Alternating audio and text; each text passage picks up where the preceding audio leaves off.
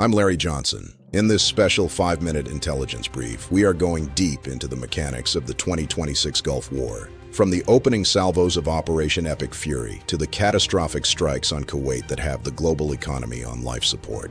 It began on February 28th, Operation Epic Fury, a massive joint offensive that saw nearly 1,000 strikes in half a day. It was supposed to be a roaring lion, a quick decapitation of the Iranian leadership. The tactical successes were immediate, including the death of Ali Khamenei. But the decapitation didn't lead to surrender. Instead, it transitioned into a brutal, grinding stalemate that targeted the world's energy supply. To sustain an air war against Iran, you need fuel, lots of it. And that's where the US took its most sobering losses. The tanker fleet became the primary target of Iran's asymmetric response. In just 40 days, 7 KC-135 Stratotankers were lost or crippled. The crash of aircraft 59-1444 in western Iraq was the turning point, marking the first U.S. aircrew fatalities of the war. The vulnerability was exposed at Prince Sultan Air Base. Iranian drones and missiles found the gaps in the defense, peppering the tankers on the ground with lethal shrapnel. The air bridge was beginning to buckle. This was a catastrophic logistical failure. By targeting the refueling infrastructure, Iran effectively neutralized the U.S. air advantage, forcing every mission to be a high-risk gamble with limited range. May 31, 2026. The tension snapped when an MQ-1 Predator was shot down over Qeshm Island. While Washington claimed international waters, Tehran saw it as a direct violation of their sovereignty. Retaliation was swift. U.S. strikes hammered radar sites and drone hubs in Hormozgan.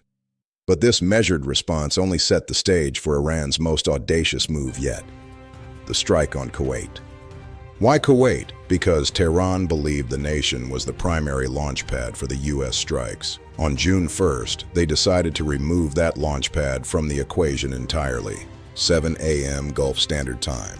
The IRGC unleashed a coordinated swarm of ballistic missiles and kamikaze drones. This wasn't just a strike, it was a demonstration of absolute readiness.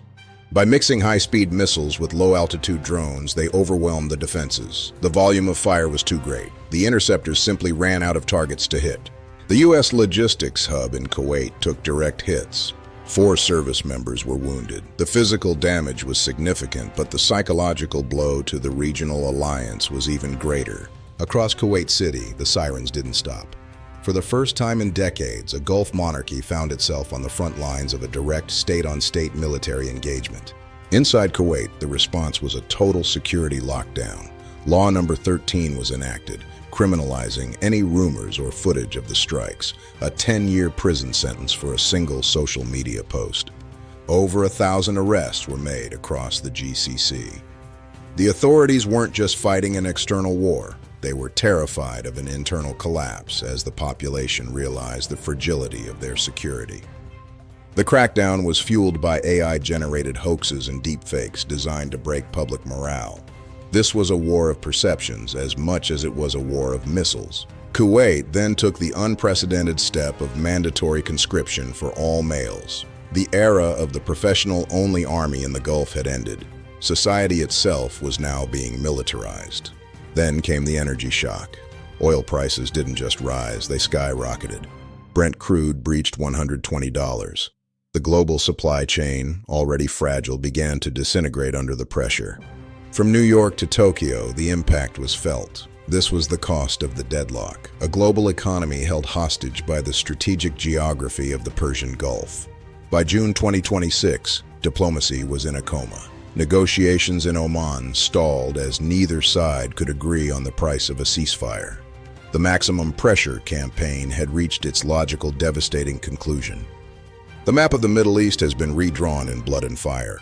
The old alliances are shattered, and the new reality is one of permanent high-stakes military tension. We are currently living in the shadow of a 60-day ceasefire that is held together by threads. One wrong move, one drone shoot-down, and the entire structure collapses again.